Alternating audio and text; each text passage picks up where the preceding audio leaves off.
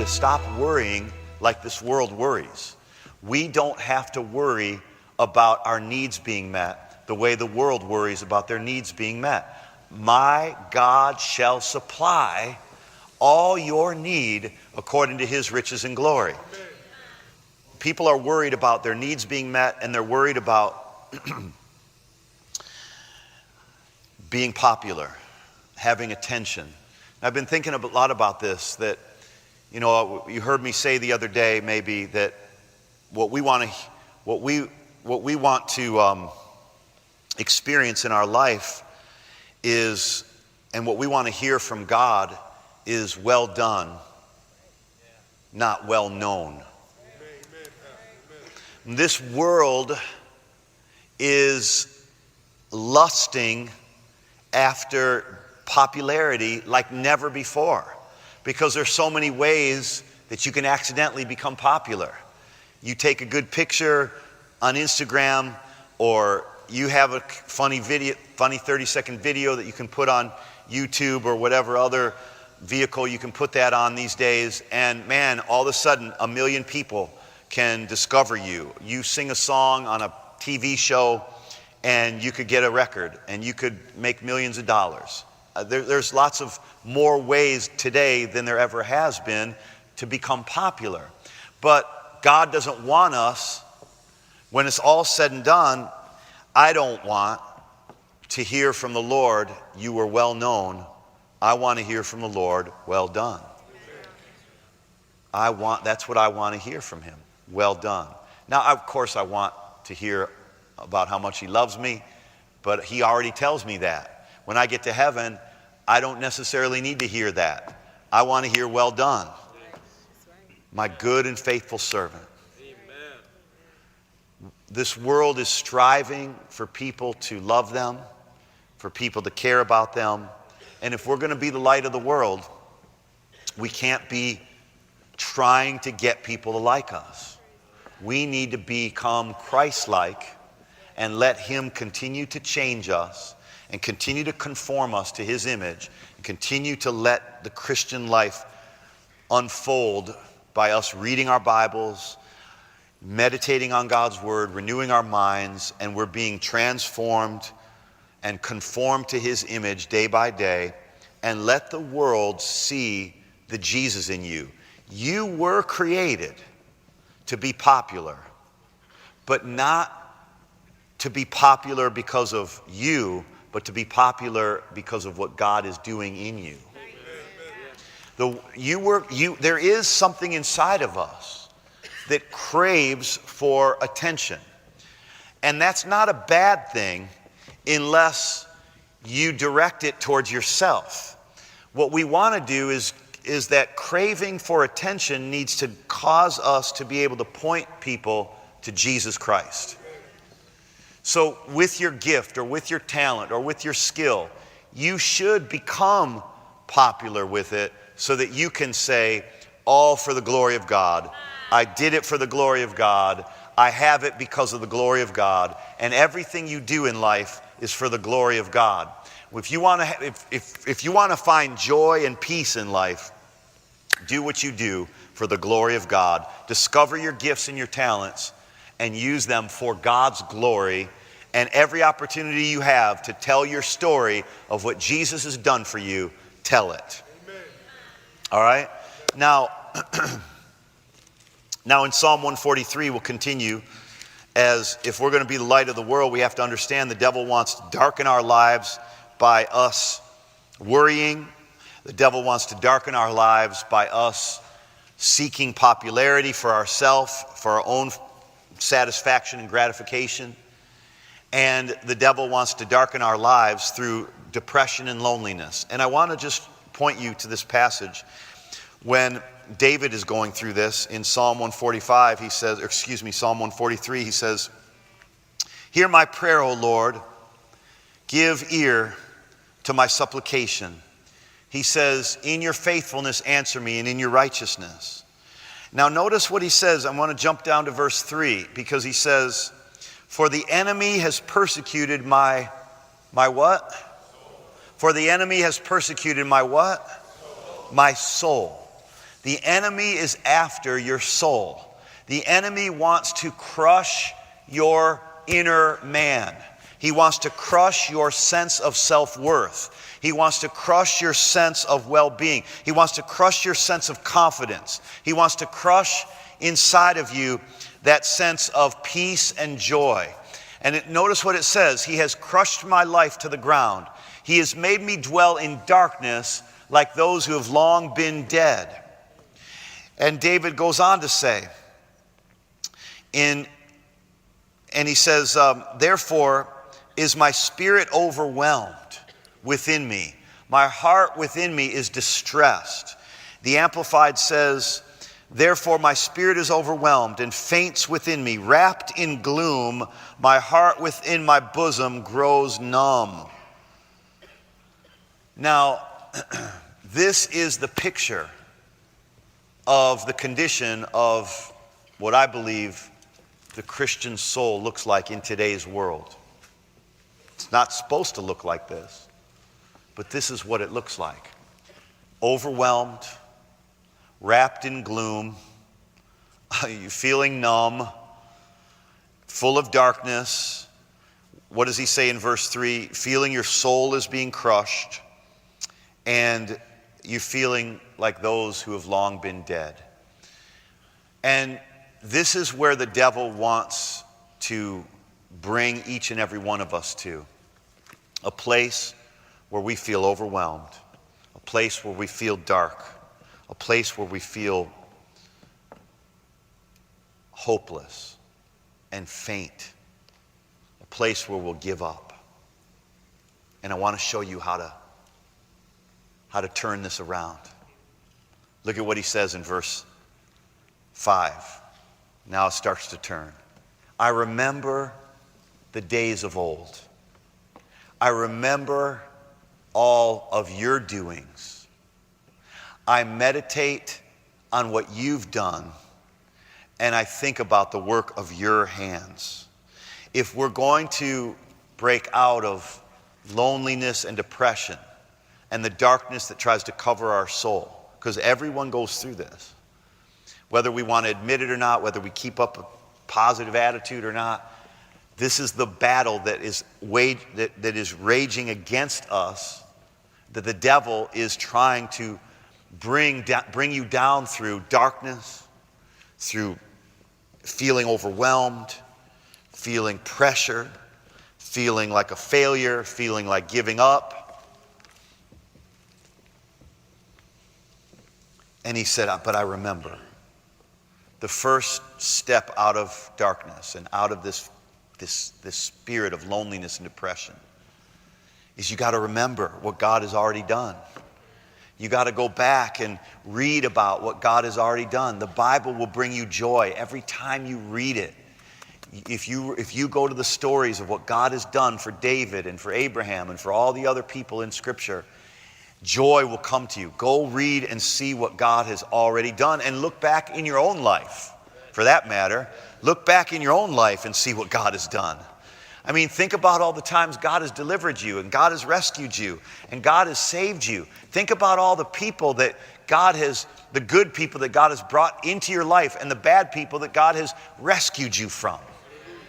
I mean, when I think about all the problems that I've had in my life, and yet I see every one of them, how God has delivered me from every one of them, one way or another. Whether that problem was a person, whether that problem was something in my own life, whether that problem was an addiction in my life, whether that problem was a wrong way of thinking, God has delivered me each and every time.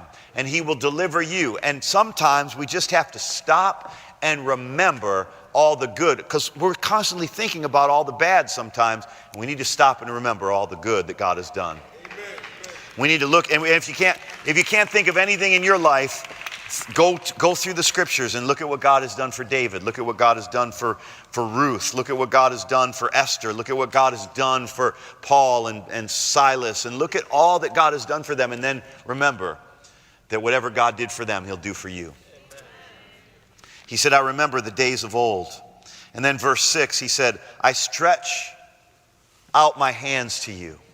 So the second step out of loneliness, darkness, depression, whatever you want to call it, is worship. He says, I spread out my hands to you. I stretch out my hands to you. This is an act of worship. There's something happens when you get in an environment like this and you begin to spread out your hands to God. When you begin to lift your hands and lift your voice, there's something about worship. That's why the world will be drawn in these last days. They'll be drawn by signs and wonders, but they'll be drawn by the Spirit of God in worship. And that's why we need to be a worshiping people, a people that just don't come into church and wait for the music to end to hear the word, but a people that come on time, a people that show up when the music starts, a people that say, man, when the worship is going at Life Changers Church, I got to be there because I want to spread out my hands to the Lord.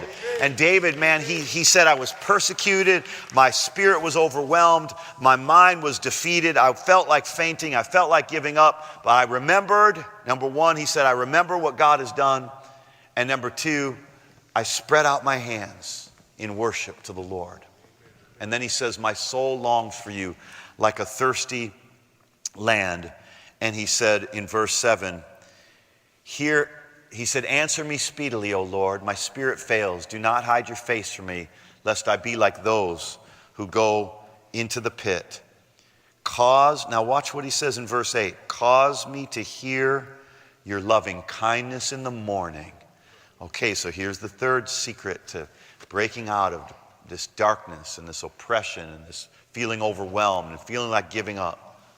Cause me to hear your loving kindness in the morning. We need to start our day with the love of God. We need to start our day meditating on God's love. We need to greet each day with the love of God, the loving kindness of the Lord. He says in the morning for a reason, because how you start your day sets the tone for the entire day. If you get up in the morning and you feel discouraged and you start complaining and getting all negative, that sets the tone and sets the course of your day. We need to set the course of our day on the loving kindness of God and be so consumed with that love and so filled up with that love and so aware of that love and be like, oh God, thank you today that you love me. There's another great verse you can look up later, Lamentations chapter 3, verse 22. It says, your steadfast love, or one translation says it, your loving kindness and your mercy, they are new every morning. Every morning they are new. His loving kindness and his mercy is new every morning. I wake up every day and I remember. And this is when my good days come when I remember the loving kindness of God is new every morning. My bad days happen when I forget. It's really that simple. It's not rocket science. It's really simple. When you reflect upon the loving kindness of God, even a bad day will become a good one. A good day is not determined by the good things that happen in your life. A good day is determined by what God can do. If you can trust him and trust his love and his loving kindness in your life, what God can do even on the bad days, how God can turn those bad days into something good. Amen. That's love to me. Loving kindness of God, the love of God is that he will turn the curse into a blessing. He will turn what Joseph's brothers meant against him for evil. God turns it into something good. You got to wake up every day and expect his loving kindness in the morning and know that, man, today, somehow, no matter what happens around me, God is going to turn it into something good. Amen. He says, cause me to hear your loving kindness in the morning, for in you I trust. Cause me to know the way in which I should walk, for I lift up my soul to you. Now here is the secret also. He says, cause me to know your way, the way in which I should walk. So we have to ask God for wisdom. I believe that one of the greatest prayers that you can pray every day is to ask God for wisdom. James chapter 1 verse 5 says, he says, if anyone lacks wisdom, let him ask of God, who gives to all men generously, and it will be given to him. Ask for wisdom every day. Because we need it. Have you noticed? You need it every day. Have you noticed every day there's a choice to make? You're not sure about something. You're not sure about a certain situation or a person. Every day we need to be asking God for wisdom. Lord, how should I walk? Which way should I go? I lift my soul up to you, he says in verse 8. Then he says, deliver me, O Lord, from my enemies. I flee unto you. I take shelter in you. And verse 10, teach me to do your will, for you are my God. Your spirit is good. Lead me in the land of uprightness. And quicken me, O Lord. Or he says, revive me for your name's sake, for your righteousness' sake. Bring my soul out of trouble. And of your mercy, cut off my enemies and destroy all of them that afflict my soul, for I am your servant. Man, this is the prayer of deliverance out of ever feeling overwhelmed, ever feeling discouraged, ever feeling depressed, ever feeling lonely. You pray this, you wake up and do this. And when I say do it, it's not about rules or regulations, but I'm saying wake up and meditate on the loving kindness of God. Wake up and remember what God has done. Go to bed tonight and remember, and start listing for yourself or writing them down all that God has brought you out of. He's been so good to you. He's been so good to me. We have so much to be thankful for. We're not, and that's why God didn't make us, God didn't put us in a free nation. He didn't bring you to a free land or have you born in a free land so that you could just have the blessing for yourself, but so that you would be a prayer warrior for others that are suffering, that you would recognize that you're blessed so you can be a blessing. And you're free so you can pray for other people's freedom. Amen. And you've been delivered from something so you can help somebody else be delivered from it. Yes. There's a reason why you're in this nation. There's a reason why you're in this church. There's a reason why you're here today. It's because there are people that are hurting more than you are. And as you make a habit of looking to God and trusting Him and calling on His love and His kindness and His favor and His mercy and His wisdom, that you will then be a blessing to others, and you will be able to see the real purpose for which you were born is not just to make it through your life, but it's to help other people make it through theirs too. Amen. And to help other people know the Lord and to walk with Him. We are not only asking God that He would show us the way, but that He would make us the way for others. Where's that verse? What is it? Proverbs 10:17. I'll just read this to you, and we'll close with this thought. This is a great verse that we've been standing on recently. Proverbs 10:17, and from the Amplified, he who heeds instruction and correction is not only himself in the way of life, but also is a way of life for others. Whoa. Let me read it to you again. He who heeds instruction and correction is not only himself in the way of life, but also is a way of life for others. And he who neglects or refuses reproof not only himself goes astray, but also causes to err and is a path toward ruin for others. We can either be a path of blessing and breakthrough for others, or a path of ruin for others.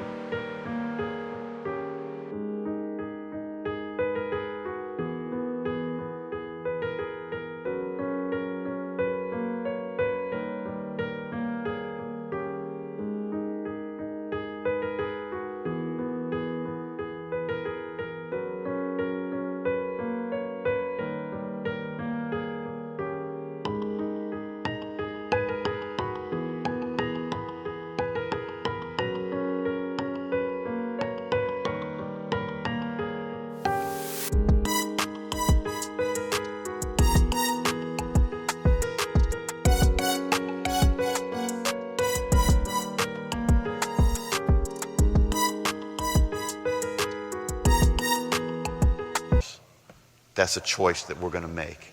You wake up with Psalm 143 and the things I just shared with you, you're going to become a path for other people and for their success and for their victory. And your life is going to be better than it's ever been.